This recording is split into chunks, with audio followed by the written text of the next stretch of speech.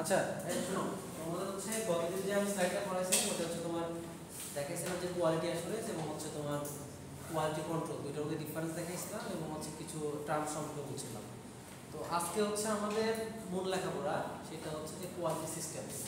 Suppose quality system জন্য বলতে বোঝাচ্ছি যে তোমরা মনে হয় দেখেছো যে এডিসিসি বা আইএসও বা হচ্ছে মনে করো তোমার এএসটিএম এরকম কিছু টেস্টের নাম শুনছো না? তো মূলত আজকে হচ্ছে এই জিনিসগুলো নিয়ে জাস্ট হচ্ছে সিম্পল একটা ওভারভিউ দেবো। আমাদের তো আসলে ইন ডিটেলস পড়া সম্ভব না, কিন্তু যতটুকু ধারণা দেওয়া যায় অতটুকুই দেবো।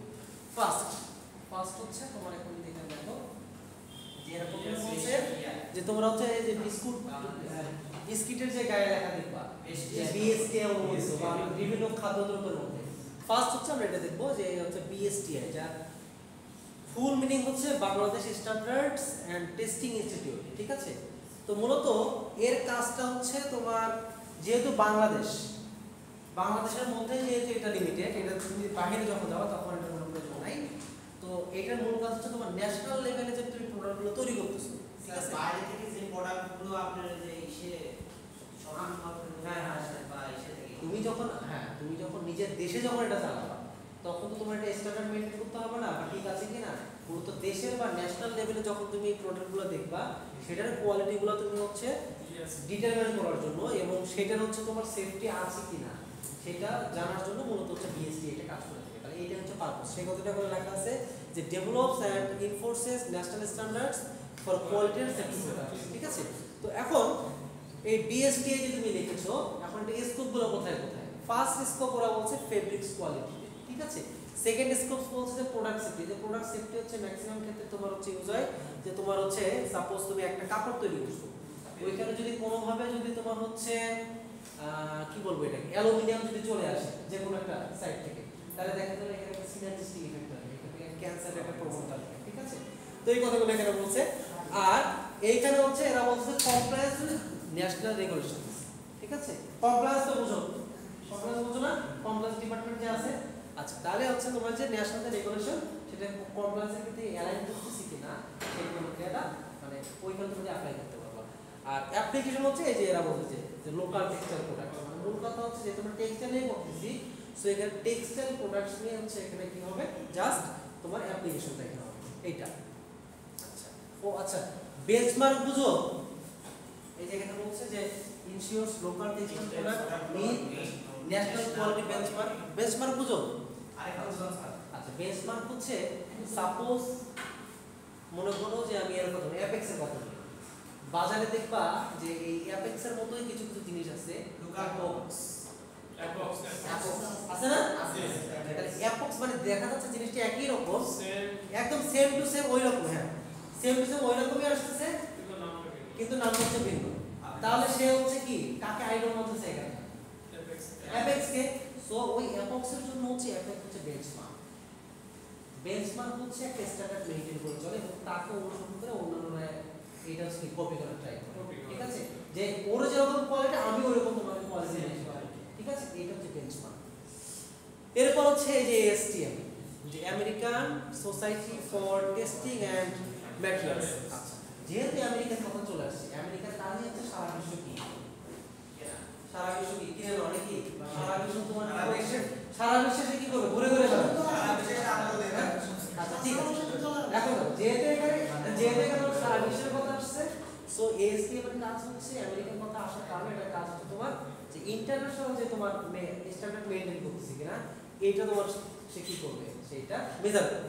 এখন ওই যে স্কোপস হচ্ছে কি দেখো তোমার ফেব্রিক স্ট্রেন্থের কথা এখানে কেন আসছে যে তুমি দেখবা যখন ফেব্রিক স্ট্রেন্থ যখন টেস্ট করতে যাবা, দেখবা যে ওইখানে তোমার হচ্ছে স্ট্রেন্থ টেস্টের মধ্যে যে ক্লিয়ার টেস্ট আসবে, তারপর এখানে দেখো যে বাস্টিং টেস্ট আসবে, যারা হচ্ছে ফেব্রিক কোয়ালিটি যারা আছো বা যারা জব করে তারা এগুলো জানো। তো এগুলোতে দেখবা যে ওরা বিভিন্ন মেথড ইউজ করে, যে ASTM D6415 এরকম কিছু একটা মেথড ইউজ করে। তো মূল কথা হচ্ছে যে ফেব্রিক স্ট্রেন্থ, তারপর কালার ফাস্টনেস তো বুঝো যে তোমার হচ্ছে মানে কালার হচ্ছে ফেডিং হওয়ার প্রবণতা। ঠিক আছে, এটা কতটুকু রোধ করতে পারে, এটা হচ্ছে কালার ফাস্টনেস।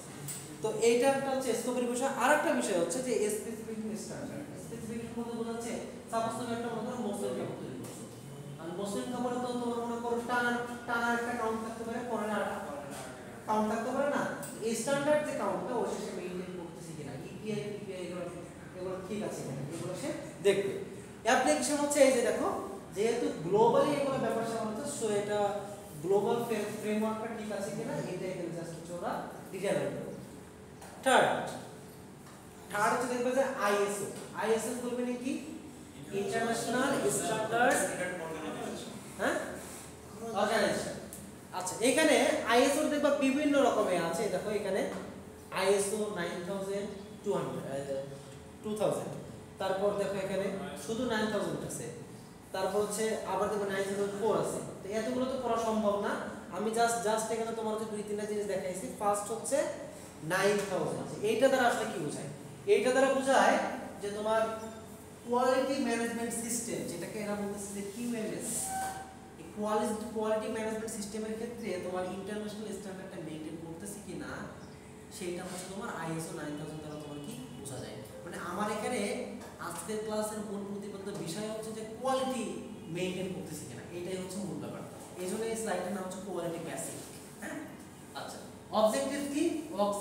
অবজেক্টিভ বা উদ্দেশ্য হচ্ছে তোমার যে কোয়ালিটি যেটা আছে ওইটা আসলে কনসিস্টেন্ট কোয়ালিটিতে আছে কিনা। কনসিস্টেন্ট বলতে যে তুমি একটা কখনো মনে করো হাই কোয়ালিটি করতেছো, কখনো লো কোয়ালিটি করতেছো, তা হবে না। তুমি যদি মিডিয়াম কোয়ালিটি করো, তোমাকে অলওয়েজ কি মিডিয়াম অনুযায়ী যাইতে হবে, তোমাকে কখনো হাই কখনো লো করা যাবে না।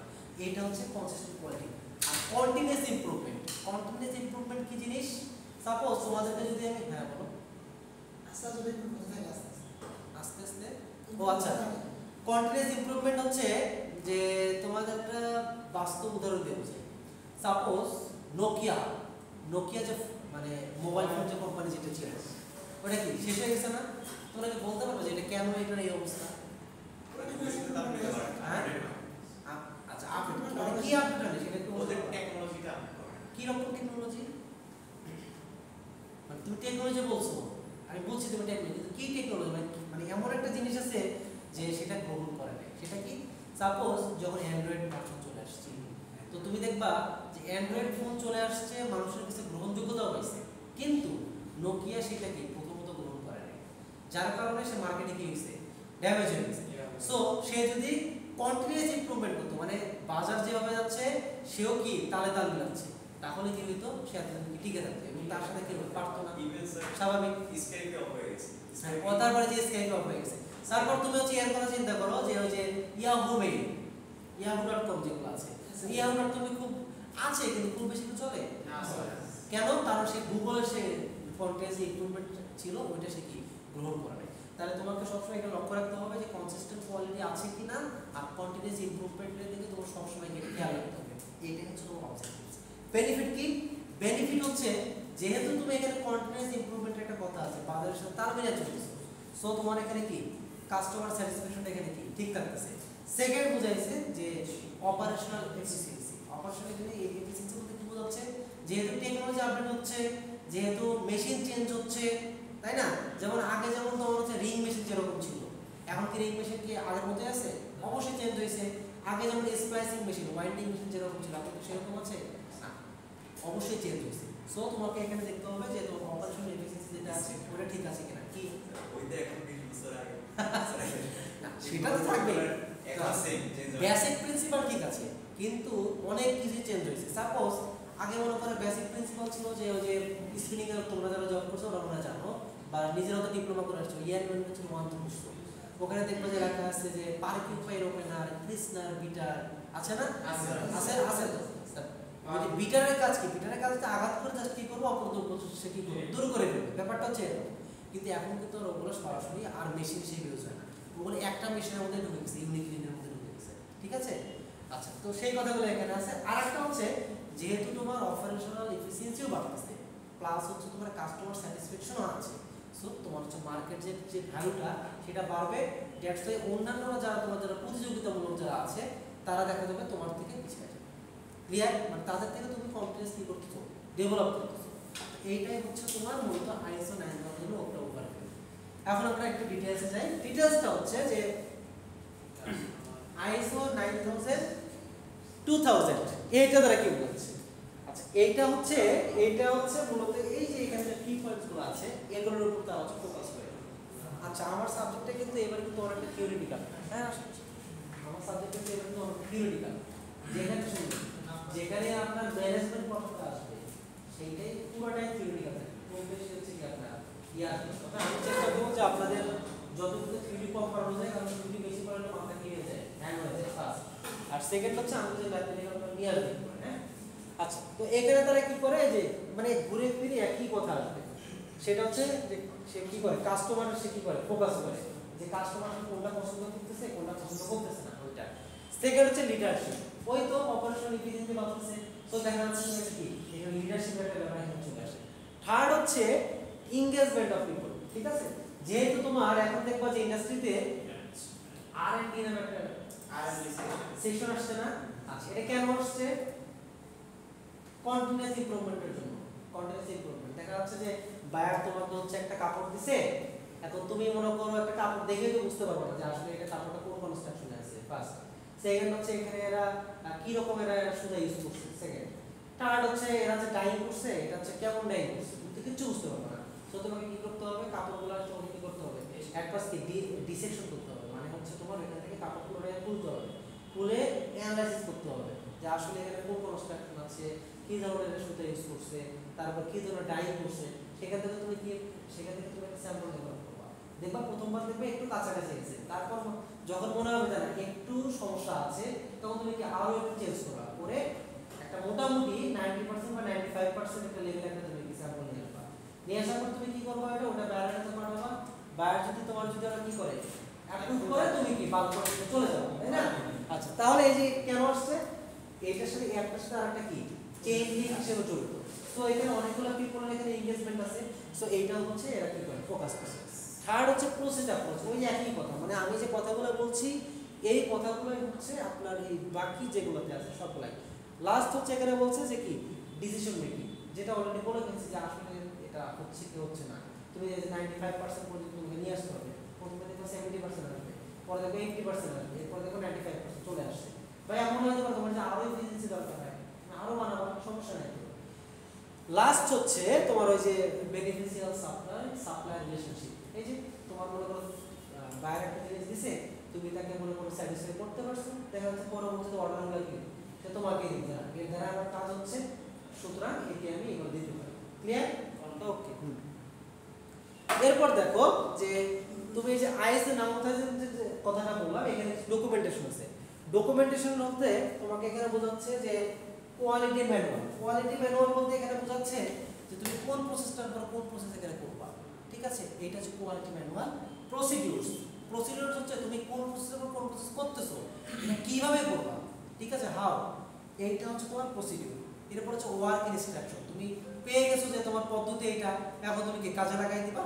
লাস্ট হচ্ছে তুমি রেকর্ড বলতে এখানে বোঝাচ্ছে যে তুমি আসলে কোন একটা কাজ করছো, তার পিছনে ফুটপ্রিন্টগুলো কি কি আছে, কে কে এখানে জড়িত ছিল, তারপর কোন কোন প্রসেস ছিল।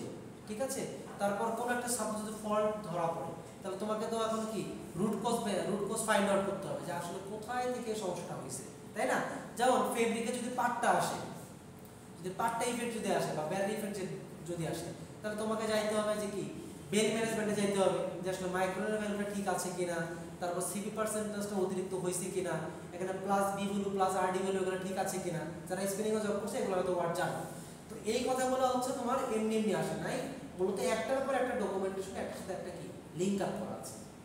এই কারণে এই জিনিসগুলো হচ্ছে তোমার জানতে হবে। ঠিক আছে, এইটা হচ্ছে ডকুমেন্টেশন সিস্টেম। আর এই দেখো এখন হচ্ছে আমাদের অডিট। অডিট তো বুঝো, হ্যাঁ, ওই যে একটা সেকশন আরেকটা সেকশন অডিটে চলে যায়। তো অডিট কয় প্রকার? হ্যাঁ, অডিট কয় প্রকার জানো? হ্যাঁ, একটা হচ্ছে ফ্যাক্টরির লোকরাই, একটা ইন্টারনাল অডিট, আর একটা মনে করো বাইরে থেকে এক্সপার্ট আসছে সে একটা অডিট। এটা হচ্ছে এক্সটার্নাল অডিট। তাহলে আমার কি নতুন করে এগুলো বোঝানোর দরকার আছে? হ্যাঁ, তাহলে তোমাদের হচ্ছে এই যে জাস্ট মানে এতটুকু ছিল, আর তো নাই বেশি কিছু নাই।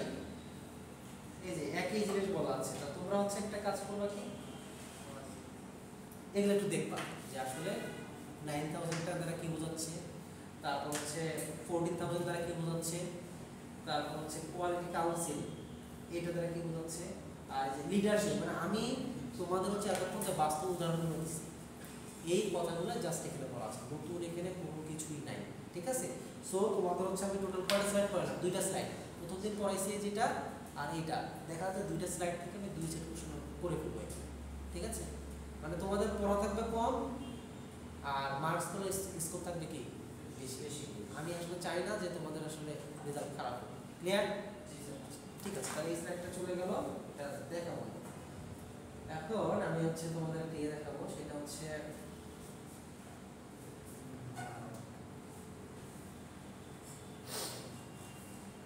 দেখো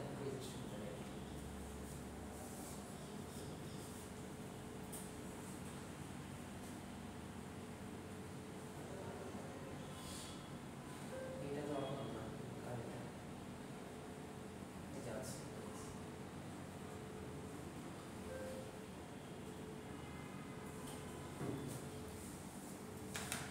নাম হচ্ছে গার্মেন্টস টেস্টিং, ঠিক আছে। তো যারা হচ্ছে তোমরা গার্মেন্টস লেভেলে যারা জব যারা করো তারা হয়তো বা জানো যে গার্মেন্টসে কি কি ধরনের টেস্ট করা হয়। এখানে যে কোশ্চেনটা আসতে পারে আমি কোশ্চেনটা লিখে দিই, দেখো এই একটা কোশ্চেনের মার্কস থাকবে হচ্ছে প্রায় 7 মার্কস, ঠিক আছে। সেটা হচ্ছে যে তুমি মনে করে লেখা থাকবে যে write down the testing of garments with appropriate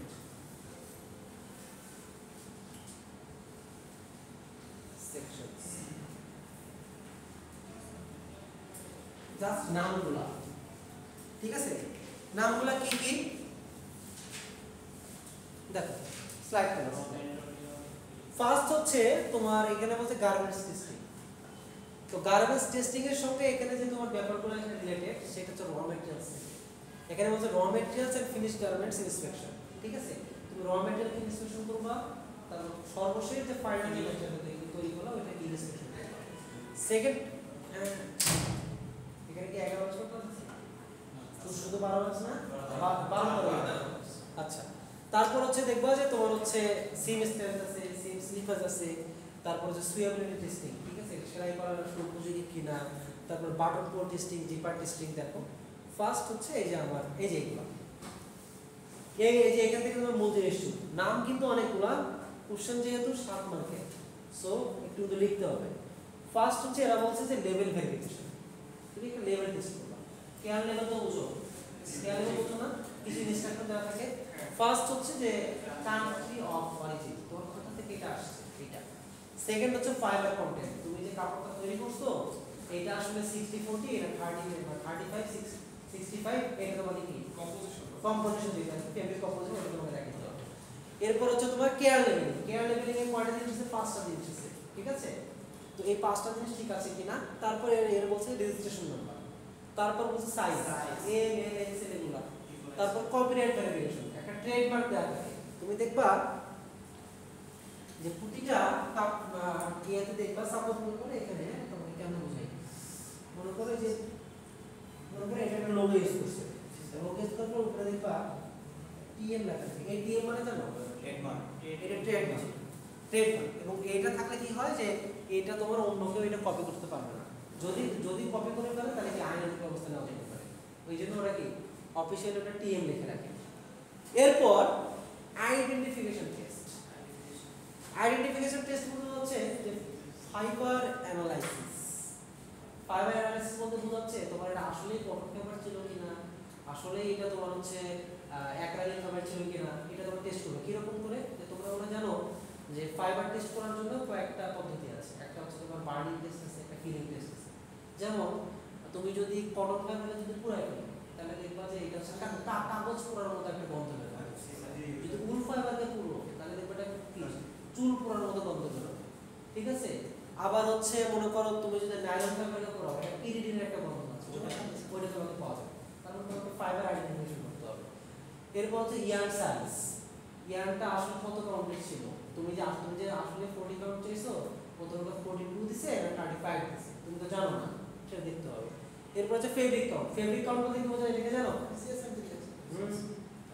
fabric count বলতে টানা এবং পরের সংখ্যাটাকে এইটা হচ্ছে ফেব্রিক কাউন্ট, ঠিক আছে? যে আসলে ইপিআই যত চাইছে, ইপিআই তত আছে কিনা, পিপিআই তত আছে কিনা। হ্যাঁ ওইটাই 1 ইঞ্চি কাউন্টিং গ্লাস যেটা আছে বা ড্রাম আছে তেমন। এরপর হচ্ছে ফেব্রিক ওয়েট, ফেব্রিক ওয়েট হলো জিএস, ঠিক আছে? আর এরপর ফেব্রিক কনস্ট্রাকশন, ফেব্রিক কনস্ট্রাকশন কি বোঝাচ্ছে? এটা টুয়েল ফেব্রিক না, এটা কি তোমার ডেনিম না, তোমার হচ্ছে হ্যাঁ ওই যে সিঙ্গেলের সাথে আপনারা ঠিক আছে? বা হচ্ছে আরো কি কি জানো, ইন্টারলক পার্ট এগুলো আছে না। এরপর হচ্ছে দেখো, তাহলে তুমি কয় ধরনের টেস্ট দেখলা? একটা দেখলা লেভেল ভেরিফিকেশন, এরপর দেখলা কি আইডেন্টিফিকেশন, এরপর দেখবা যে তোমার ওয়াশেবিলিটি টেস্ট। ওয়াশেবিলিটি বলতে বোঝাচ্ছে যে এটা আসলে তোমার ওয়াশ করার পর ডাইমেনশনে এটা ঠিক থাকে কিনা, কুচকা যায় কিনা, অনেক সময় আছে না যে শ্রিঙ্কেজ হয়ে যায়, ওইটা হচ্ছে কিনা। এরপর বলছে যে অ্যাপিয়ারেন্স ইন লন্ডারিং, ঠিক আছে? তুমি একটা জিনিসকে আয়রন করলা, আয়রন করার পর ওইটা সেলফ স্টেনিং হচ্ছে কেন। অনেক সময় দেখবা যে আয়রন অতিরিক্ত চাপ মানে তাপে কি হয়ে যায়, রং নষ্ট হয়ে যেতে পারে, ঠিক আছে? সেটা হচ্ছে কিনা। তারপর এরা বলছে যে তোমার যে পাকারি, পাকারি হচ্ছে দেখবা যে সেলাই, সেলাই তুমি মানে যে জায়গাটা দিছো ওই জায়গাটা কি মানে কুচকায় যাচ্ছে কিনা, ঠিক আছে? এটা হচ্ছে পাকারি। তারপর তোমার হচ্ছে বলতে পিল বা ফাজ, পিল বা ফাজ বলতে কি বোঝাচ্ছে? তোমরা দেখবা যে ওই যে গরমকাল সরি ঠান্ডাকালে হুডি ইউজ করে না মানুষ, সব দেখবা যে কিছু কিছু এখন দেখবা হুডি মানে দামে মানে কি বলবো, এটা দামে কম মানে হলো একটা কথা আছে না, হ্যাঁ? ব্যাপারটা ওই রকম যে ওরা এরকম করে বিক্রি করে, কিন্তু মানে ইউজ করার ফলে দেখবা যে ঘর্ষণ করার ফলে দেখবা হুডি হুডি হয়ে যাচ্ছে, হ্যাঁ? মানে অ্যাপিয়ারেন্স একটা কি অন্যরকম একটা ভাব চলে আসে না, তো ওইটাকে বলতেছে ওরা হচ্ছে পিল বা ফাজ, ক্লিয়ার? আচ্ছা, এরপর দেখো যে তোমার strength and performance. Strength and performance টেস্টগুলো কি কি? একটা টেনজাইল টেস্ট, টেনজাইল টেস্ট হচ্ছে ওভেনের ক্ষেত্রে করা হয়, টিআর টেস্টের ক্ষেত্রে হচ্ছে কি এটা ওভেনের ক্ষেত্রে করা হয়, আর নিটের ক্ষেত্রে করা হচ্ছে বার্স্টিং টেস্ট। বার্স্টিং টেস্ট কি? বার্স্টিং টেস্ট হচ্ছে সাপোজ তোমাদেরকে যদি বাস্তব উদাহরণ দ্বারা বোঝাই, যে ফুটবলে তোমরা পাম্প দাও না, তো পাম্প দেওয়ার ফলে কি অতিরিক্ত পাম্প হয়ে নাকি ফেটে যাবে না? তো বার্স্টিং টেস্টটা হচ্ছে কি ওইটা তোমার বাতাস দেওয়া হয়, ঠিক আছে? বাতাস দেওয়া হয় ফলে তোমার কি হয় ওইটা যে এক পর্যায়ে ওইটা দেখা হয় যে কত তোমার হচ্ছে ফোর্সটা ফেটে যাচ্ছে। মূলত প্যারাশুট যে ফেব্রিকগুলো আছে, প্যারাশুট দেখবে যে প্যারাশুট ফেব্রিকগুলো তোমরা উপর থেকে যখন নামতেছে প্রচুর কি ফোর্স লাগতেছে না ওখানে, তো মূলত ওইখানে হচ্ছে তোমার এই যে এই বার্স্টিং টেস্টটা হচ্ছে আমার করা হয়, ঠিক আছে? অথবা নিট ফেব্রিক, নিট ফেব্রিক কি যে নিট ফেব্রিক তো একটু ইলাস্টিক নাকি, ইলাস্টিক তো, সো ওইখানে কিন্তু তোমার বার্স্টিং টেস্টটা ক্লিয়ার। আচ্ছা, এরপর সিম স্ট্রেংথ, তারপর পকেট স্ট্রেংথ। সিম স্ট্রেংথ তো আমাদের মানে বোঝানোর তো কিছু নাই, সিম স্ট্রেংথ বুঝো আর সিম স্লিপেজ বুঝো, দুটো পার্থক্য জানো? সিম স্ট্রেংথ হচ্ছে তুমি কাপড়টা সেলাই করছো, এটা ছিঁড়ে যাবে কত ফোর্স ছিঁড়ে যাচ্ছে। আর সিম পাকারিং হচ্ছে যে তুমি সেলাই করার পর তুমি টানতেছো মানে কত ফোর্সটা ফেসে যাচ্ছে, ঠিক আছে? ফেসে যাচ্ছে, এটা হচ্ছে তোমার সিম স্লিপেজ, ক্লিয়ার? দুইটা পার্থক্য হচ্ছে এই জায়গায়। এরপর ওই যে পিলিং রিটেনশন একই জিনিস। কালার ফাস্টনেস, কালার ফাস্টনেস হচ্ছে তোমার দেখতে হবে যে ক্লোরিন ব্লিচ করার পর এটা কাপড়টা আসলে তোমার কি কালার ফেডিং হচ্ছে কিনা, কালার স্টেইনিং হচ্ছে কিনা। কালার স্টেইনিং আর কালার ফেডিং বুঝো না? আচ্ছা বোঝাই। কালার ফেডিং হচ্ছে তুমি মনে করো একই জায়গায় একটা সাদা কাপড় আর একটা লাল কাপড় দিয়েছো, ভিজানোর পর দেখলা কিছুক্ষণ রাখার পর দেখবা লাল কাপড়টা থেকে তোমার রং উঠে সাদাটা লেগে গেছে, তাই না? অনেক সময় হয় না? হয়। তাহলে ওই যে যার রংটা উঠে গেল তার কালারটা কি কমে গেল না? কমে যাচ্ছে, ওর তো আমার কালার ফেডিং, আর ওই যে আস্তে লেগে যাচ্ছে এটা হচ্ছে কালার স্টেইন। বুঝাতে পারছি? তাহলে কালার স্টেইনের কালার ফেডিং তো বুঝছো। এরপর হচ্ছে ক্রকিং। ক্রকিংটা কি? ক্রকিংটা হচ্ছে তুমি মনে করো মার্টিনডেল অ্যাপ্লিকেশন টেস্টের তো নাম মনে শুনছো, হ্যাঁ? ক্রক মিটার, ক্রক মিটার হচ্ছে যে তুমি ইয়ে করতেছো একই জায়গায় বারবার কি ঘর্ষণ করতেছো, ঘর্ষণ করার ফলে এটা কতটুকু হচ্ছে তোমার এই ঘর্ষণটা কি সহ্য করতে পারতেছে, ঠিক আছে? এটা হচ্ছে তোমার ক্রক মিটারের সাথে দেখা হয়, ক্লিয়ার? এরপর হচ্ছে পার্সপিরেশন। পার্সপিরেশন মানে হচ্ছে ঘাম। তুমি দেখবা যে একটা কাপড় পানিতে ভিজালে যতদিন থাকবে, ঘামে ভিজালে কতদিন থাকবে? থাকবে না, কারণ ঘাম হচ্ছে দুই ধরনের, একটা হচ্ছে অ্যাসিডিক, একটা হচ্ছে তোমার কি অ্যালকালি, ঠিক আছে? দুইটাতেই সল্ট থাকে, তবে দুইটার ইফেক্ট হচ্ছে কি দুই রকম। এবং এইটা টেস্ট করার জন্য ফ্যাক্টরিতে দেখবা যে কৃত্রিমভাবে তারা ঘাম তৈরি করে সেখানে টেস্ট করে, নাহলে কি মানুষের গায়ে ঘাম নিয়ে যায় কি এটা সম্ভব? সম্ভব না, বুঝছো? আচ্ছা, এরপর হচ্ছে এই যে দেখো বার্ন গ্যাস, এই যে ইন্ডিগো আর হোয়াইট এগুলোর কথা বলা আছে। মানে মূল কথা হচ্ছে এতগুলো তো ভাই মনে রাখা সম্ভব না। তোমরা কি করবা, এই স্ট্যান্ডার্ড পারফরম্যান্স টেস্ট এইটা লিখে এখান থেকে 2 অথবা 3টা দিবা, 3টা কমপক্ষে 3টা, এইখান থেকে দিবা 3টা, ঠিক আছে? 6টা, মানে এইরকম করে যতগুলো সেকশন আমি দেখাচ্ছি প্রতিটা সেকশন থেকে কি 3টা করে কি জাস্ট দিবা, কমপক্ষে 3টা, কমপক্ষে 3টা করে টেস্টের নাম দিবা, ঠিক আছে? এতগুলো দেওয়ার কোনো দরকার নেই। আর ভুলেও তো নকল করো না, নকল করলে তো নিজেরা আসবে করবো, হ্যাঁ?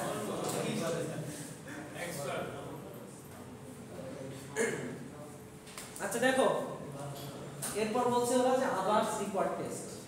আদার্স রিকোয়ার্ড টেস্ট বলতে বোঝাচ্ছে যে তোমার যে টেস্টগুলো হচ্ছে তোমার নরমালি করা হয় না, কোনো স্পেসিফিক পারপোজে করা হয়। কিরকম?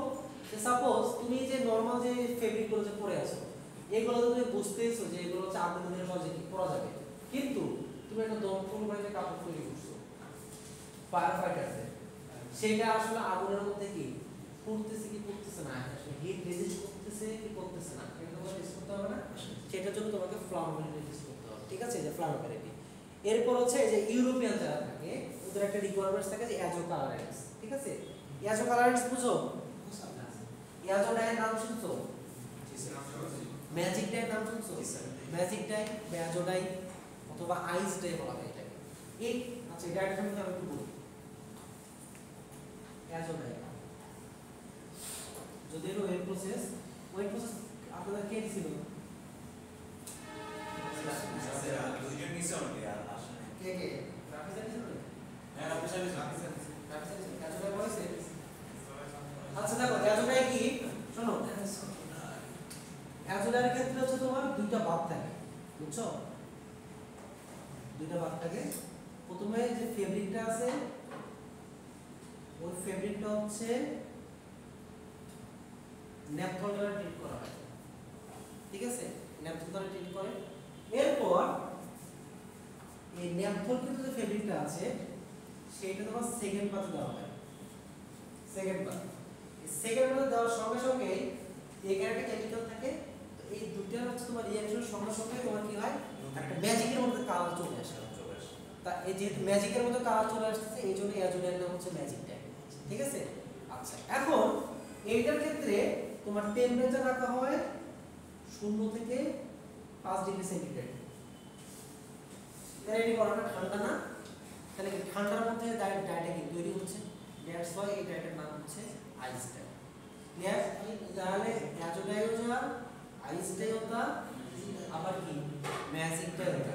এটাই তো কোনো ডাইস ইউজ করা নেই তো, হ্যাঁ? এটা ডাইস করে না, বুঝে না? কোনো ডাইস ইউজ করে না। না এটা তো ডেভেলপড। এই যে তুমি যে ন্যাপথল ইউজ করতেছো আর এখানে তোমার হচ্ছে ডায়াজোনিয়াম ক্লোরাইড একটা জিনিস থাকে, ডায়াজোনিয়াম ক্লোরাইড, ঠিক আছে? এই দুইটার জন্যই তোমার এখানে কি হয়, এখানে দেখবা যে ক্রোমোফোর এবং অক্সোক্রোম গ্রুপ এগুলোর মধ্যে আছে, সো দুটো যখন অ্যাটাচ হয়ে যায় কালার কি ডেভেলপ হয়। তোমরা কি কালার থিওরি সম্পর্কে মোটামুটি জানো? হ্যাঁ, আচ্ছা আমি আরেকবার বলি, সেটা হচ্ছে তোমরা কালার থিওরিতে জাস্ট কালারের জাস্ট নাম জানো, কালারটা কেমন হচ্ছে এটা কি জানো? জানো না। শোনো, মনে করো বন্ড সম্পর্কে ধারণা আছে, বন্ধন সম্পর্কে ধারণা আছে না? একক বন্ধন, দ্বিবন্ধন, ত্রিবন্ধন, নাম শুনছো? তো মনে রাখবা যে এই ডাবল বন্ডের মধ্যে একটা থেকে হচ্ছে তোমার সিগমা বন্ড, একটা থেকে পাই বন্ড, একটা থেকে সিগমা, একটা থেকে পাই। আমি কথা বলি কি, এই পাই বন্ড যেখানে থাকে এই পাই বন্ডের কাজ হচ্ছে লাফালাফি করা, লাফালাফি করা। হ্যাঁ, তো যখন এই বন্ডটা যখন লাফালাফি করে তখন ওইখান থেকে একটা ওয়েভ একটা ওইখান থেকে ইমিট হয়, ঠিক আছে? ওয়েভ আসে এবং এই ওয়েভটা আমাদের চোখে লাগে এবং এইটাই হচ্ছে মূলত কালার সৃষ্টির মেইন কারণ, ওয়েভ। বুঝাইতে পারছি? হ্যাঁ, এবং এই জন্য বলা হয় যে কালার হচ্ছে একটা দৃষ্টি অনুভূতি। কিভাবে আসে? এইভাবে আসে। ক্লিয়ার? আমি জাস্ট হচ্ছে এক কথায় বললাম, এত কিছু তো বলার কোনো দরকার নেই, মানে এগুলো হচ্ছে অন্য সাবজেক্ট, কথা আসলে তার জন্য বললাম। আচ্ছা দেখো এরপর কি আছে, এই যে অ্যাডিশনাল টেস্ট, ওয়াটার রিপ্লেসিং। তোমার রেইনকোট তৈরি করছো, রেইনকোট তৈরি করার পর তোমার ওটা কি পানির ভিতর দিয়ে যাচ্ছে কি যাচ্ছে না সেটা তোমার কি ওয়াটার রেপিলেন্স তোমাকে টেস্ট করতে হবে আর ওয়াটার তোমার কি রেজিস্ট্যান্স আচ্ছা এখানেও দুটো টার্ম আসছে একটা হচ্ছে ওয়াটার রেপিলেন্স একটা হচ্ছে ওয়াটার রেজিস্ট্যান্স দুটো পার্থক্য জানো বলে দিই।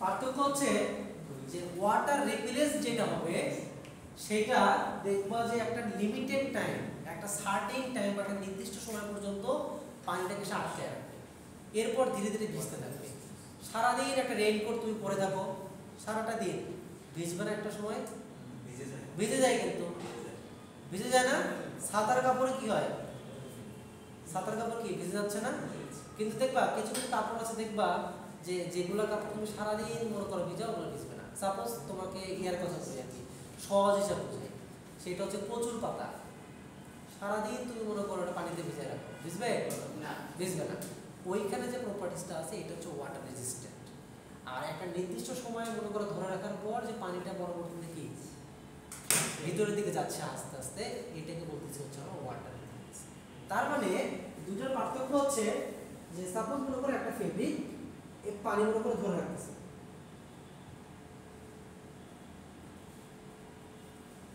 আর একটা কি সরাসরি আসার সঙ্গে সঙ্গে কি ফেলা দিচ্ছে তার মানে এইখানে পানির ফোঁটাটা ধরে রাখার কারণ হচ্ছে এখানে কি একটা এয়ার গ্যাপ আছে ছোট্ট ছোট্ট এয়ার গ্যাপ আছে তাহলে ছোট্ট ছোট্ট যদি এয়ার গ্যাপ আছে তার মানে এর মধ্যে দিয়ে কি বাতাস যাইতে পারবে না কিন্তু এখানে কোনো এয়ার গ্যাপ থাকে না যার ফলে এখানে কি বাতাস যাইতে পারবে পুরোটা কোটিং এ দেওয়া হয় ঠিক আছে কোটিং দেওয়ার জন্য তোমার এয়ার গ্যাপ গুলো বন্ধ হয়ে যায় আর এয়ার গ্যাপ বন্ধ হয়ে গেলে তোমার কি এখান দিয়ে কি বাতাসও যাইতে পারে না পানিও যেতে পারে না হ্যাঁ ক্লিয়ার তাহলে হচ্ছে আমরা বলতে পারি যে দুটো বেসিক পার্থক্য হচ্ছে যে ওয়াটার রেপিলেন্সের মধ্যে হচ্ছে আমাদের বেসিক্যালি তো দুইটা ওয়াটার রেজিস্ট্যান্স করতেছে কিন্তু এটা একটা সার্টেন টাইম পর্যন্ত এর একটা কি এটা একটা পার্মানেন্ট সেকেন্ড হচ্ছে এটাতে তোমার কি ইয়াটা মানে এয়ার পারমিয়াবিলিটি বা হচ্ছে বায়ু প্রবাহের ক্ষমতা আছে আর ওটাতে কি নাই ক্লিয়ার আচ্ছা এরপর দেখি